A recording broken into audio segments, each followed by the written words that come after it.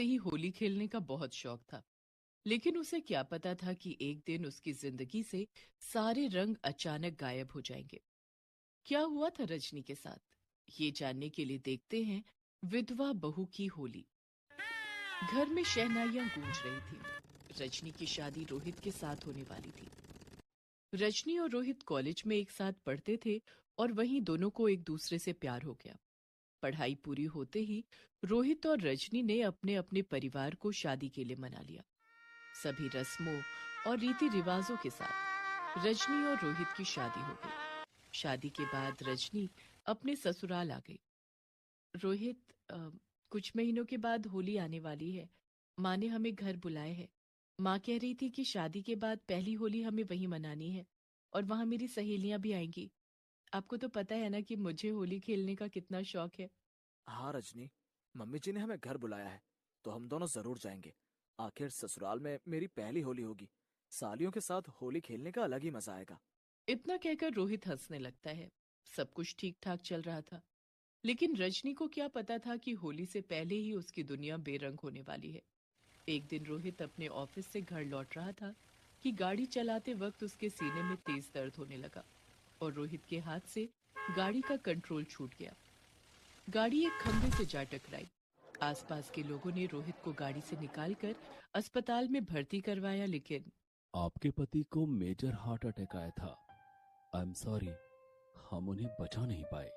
Doctor की बात सुनकर रजनी का दिमाग सुन्न हो गया। वो कुछ बोल नहीं पाई, लेकिन उसकी आंखों से बहते आंसू थमने का नाम ही नहीं ले रहे थे। घर में रोना धोना मचा हुआ था। रजनी पर तो दुखों का पहाड़ टूट पड़ा था, लेकिन उसकी सास मालती और ननद प्रीति रोहित की मौत के लिए उसे ही जिम्मेदार मानने लगे। रोहित की मौत के बाद से रजनी के प्रति मालती और प्रीति का व्यवहार बिल्कुल बदल गया। रजनी, ओ रजनी, कहाँ मर गई? जल्दी इधर आ। जी माँ जी, आपने मुझे बुलाया? माँ जी क्या लगा रखा है? तुझे दिखता नहीं कि घर में खाना नहीं बना है? मेरे बेटे को तो खा गई, अब हमें भी भूखा मारेगी क्या? माँ जी, आपके बेटे को मैंने नहीं मारा। अगर वो आपके बेटे थे तो मेरे भी पति थे। देखा माँ, भाभी की जबान कैसे कैंची की तरह चलती है। इन्हें तो भैया की मौत का जरा भी दुख नहीं है। रजनी के ससुर गजेंद्र मालती और प्रीति की बातें सुन रहे थे। रजनी के प्रति उनका बदला हुआ व्यवहार उन्हें परेशान कर रहा था। प्रीति, तुम्हें अपनी भाभी के बारे में ऐसी बातें नहीं बोलनी चाहिए। आहा, बेटी की गलती दिख गई आपको, लेकिन बहू ने मेरे साथ कैसे बदतमीजी से बात की वो नहीं दिखाई पड़ा आपको? लगता है रजनी ने आप पर भी कोई जादू कर दिया है, डायन कहीं की। मालती, ये मत भूलो कि रजनी इस घर की बहू है। रोहित की मौत का दुख जितना हमें है उतना ही उसे भी। बस वो तुम दोनों की तरह अपने दुखों का मेला नहीं लगाती। माँ, अब इस घर में भाभी के आगे हमारी कोई इज्जत नहीं। देख रही हो पापा कैसे भाभी का पक्ष ले रहे हैं। तुम दोनों माँ बेटी को जो करना है करो, लेकिन मैं रजनी के साथ गलत नहीं होने दूंगा। क्या वादा किया था हमने उसके माता पिता से? यही ना कि हम उसे अपनी बेटी बनाकर रखेंगे। बेटी के साथ कोई ऐसा सलूक करता है क्या? देखो जी, आप हमारे मामले में ना ही पड़ो तो अच्छा है। रजनी, तू यहाँ खड़ी खड़ी हमारी बातें सुन रही है? जा, जाके रसोई में जल्दी से खाना बना। रजनी रसोई घर में जाकर खाना बनाने लगी। इसी तरह धीरे धीरे दिन गुजर रहे थे और होली का त्योहार नजदीक आ रहा था। एक दिन रजनी के पास उसकी कॉलेज की सहेली नताशा का फोन आया। हाय रजनी। हाय नताशा, कैसी है तू? कैसी हो सकती हो? तुझे तो पता ही है कि मेरी दुनिया उजड़ गई है। रोहित के बारे में सुनकर मुझे बहुत दुख हुआ यार। तुम दोनों की जोड़ी कितनी प्यारी थी। ना जाने किसकी नजर लग गई। नताशा, होली का त्योहार नजदीक आ रहा है। मैंने सोचा था कि शादी के बाद पहली होली रोहित के साथ खेलूंगी। कॉलेज के दिनों में तो होली के दिन मैं रोहित से कभी मिल ही नहीं पाती थी। I know, I am very sorry for you, लेकिन अब कर भी क्या सकते हैं। भगवान को शायद यही मंजूर था।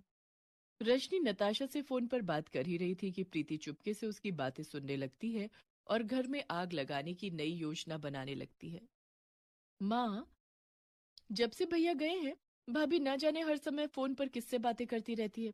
मुझे तो लगता है कि उनका शादी से पहले कोई अफेयर था। हाय राम, मुझे तो उस करमचली पर पहले ही शक था। हाँ माँ, भाभी किसी के साथ होली खेलने के बारे में बातें कर रही थी। अभी पति को मरे हुए 1 साल भी नहीं बीता और वो कल मुही होली खेलेगी। उसे तो मैं बताऊंगी। होली का त्योहार आने दे। कुछ महीने बीत गए और होली का त्योहार भी आ गया। होली से ठीक 2 दिन पहले रजनी की माँ का फोन आया। रजनी बेटा, होली से पहले तू घर आ जा। लेकिन माँ, सासू माँ तो मुझे कभी वहां नहीं आने देंगी। कोई बात नहीं बेटा, मैं मालती बहन से बात करती हूँ। सुधा ने मालती को फोन किया। नमस्ते बहन जी, वो रजनी बिटिया को होली पर यहाँ भेज देती तो अच्छा होता। अच्छा, रजनी को मायके भेज दूं ताकि वो वहां अपने पुराने यार के साथ होली खेल सके? ये कैसी बात कर रही हैं आप बहन जी? मेरी बेटी ऐसी नहीं है। हमारा मुंह मत खुलवाओ बहन जी। हमें अच्छे से पता है कि आपकी बेटी कैसी है। रजनी कहीं नहीं जाएगी। और इस तरह मालती ने रजनी को होली पर मायके नहीं जाने दिया। रजनी बहू, एक बात कान खोलकर सुन ले। मेरे जीते जी तू अब कभी होली नहीं खेलेगी। अगर मैंने रंग का एक धब्बा भी तेरी साड़ी पर देख लिया ना, तो मुझसे बुरा कोई नहीं होगा। मालती की बात सुनकर रजनी की आंख भर आई। उसने रुंधे स्वर में मालती से कहा, मैं अब होली क्या खेलूंगी माँ जी? मेरी तो दुनिया ही बेरंग हो गई है। तभी वहां रजनी के ससुर गजेंद्र आ जाते हैं और मालती से कहते हैं, मालती, रजनी की अभी उम्र ही क्या है? हम इससे इसकी खुशियां नहीं छीन सकते। इसे भी अपनी जिंदगी जीने का पूरा अधिकार है। सुनो जी, मैंने जो कह दिया सो कह दिया। इस घर में वही होगा जो मैं कहूंगी। 2 दिन के बाद होली का त्योहार भी आ गया। होली के दिन घर में सन्नाटा पसरा हुआ था। आस पड़ोस में सभी लोग होली खेल रहे थे, लेकिन रजनी सफेद साड़ी में लिपटी अपनी जिंदगी के कोरे कागज को निहार रही थी। रजनी, ओ रजनी। जी माँ जी। माँ जी की बच्ची, तुझे पता नहीं है क्या कि आज होली है? घर में खुशियां नहीं मनाई जाएंगी, लेकिन त्योहार के रस्म तो पूरे करने ही पड़ेंगे ना। जा, रसोई में जाकर गुजिया बना ले। माँ, भाभी से कहो ना थोड़े से मालपुआ भी बना ले। मेरे कुछ दोस्त घर आने वाले हैं। रजनी मालती और प्रीति की बातें सुनकर ये सोच ही रही थी कि इन्हें तो रोहित की मौत का जरा सा भी दुख नहीं है। गुजिया और मालपुआ इनके गले से कैसे उतरेगा? तभी मालती ने कहा, यहाँ क्यों खड़ी है? रसोई में क्यों नहीं जाती? बेचारी रजनी अभी रोहित की मौत के गम से उबर भी नहीं पाई थी, लेकिन उसे होली के त्योहार पर मिठाइयां बनानी पड़ रही थी। वो मनी मन सोचने लगती है, रोहित को मालपुआ कितना पसंद था। आज अगर वो जिंदा होते तो उनके लिए ढेर सारा मालपुआ बनाती। रोहित की यादों में खोई हुई रजनी गुजिया और मालपुआ बनाने लगती है। शाम को प्रीति के कुछ दोस्त घर पर आते हैं। रजनी बहू, घर में मेहमान आए हैं। जाके उन्हें गुजिया और मालपुआ परोस दे। और हाँ, खबरदार जो तूने गुजिया और मालपुआ को हाथ भी लगाया। माँ जी, इन मिठाइयों को खाना तो दूर, मेरा इन्हें बनाने का भी मन नहीं था। आज मुझे रोहित की बहुत याद आ रही है। आज वो जिंदा होते तो हम दोनों खूब होली खेलते। ठीक है, ज्यादा इमोशनल ड्रामा करने की जरूरत नहीं है। जाके मेहमानों को चाय और नाश्ता दे। रजनी अपने हाथों में मिठाइयों का ट्रे लेकर प्रीति के दोस्तों के पास जाती है। वे सभी ड्राइंग रूम में एक दूसरे को गुलाल लगा रहे थे। रजनी जैसे ही उनके पास गई, थोड़ा सा गुलाल उड़कर रजनी की साड़ी पर गिर गया। भाभी, आपको दिखाई नहीं देता कि यहाँ हम सब होली खेल रहे हैं? आपको यहाँ आने की क्या जरूरत थी? माँ जी ने मिठाइयाँ देने को कहा था, इसलिए मैं यहाँ आई हूँ। मिठाइयाँ देने आई हो या मिठाइयाँ देने के बहाने होली खेलने आई हो? आपको शर्म नहीं आती? विधवा होकर होली खेलना चाहती हो? अरे क्या हुआ प्रीति, क्यों चिल्ला रही है? देखो ना माँ, भाभी हमारे साथ होली खेलने यहाँ आई थी।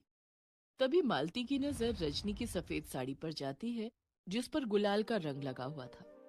हाय राम, बेशरम, पति को मरे हुए 1 साल भी नहीं हुआ और चली आई होली खेलने। ये आप क्या कह रही हैं माँ जी?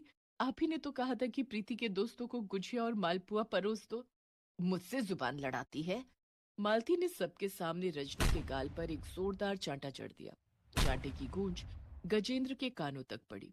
गजेंद्र अपने कमरे से निकलकर बाहर आए तो उन्होंने देखा कि मालती रजनी को थप्पड़ मार रही थी। गजेंद्र ने आकर मालती का हाथ पकड़ लिया।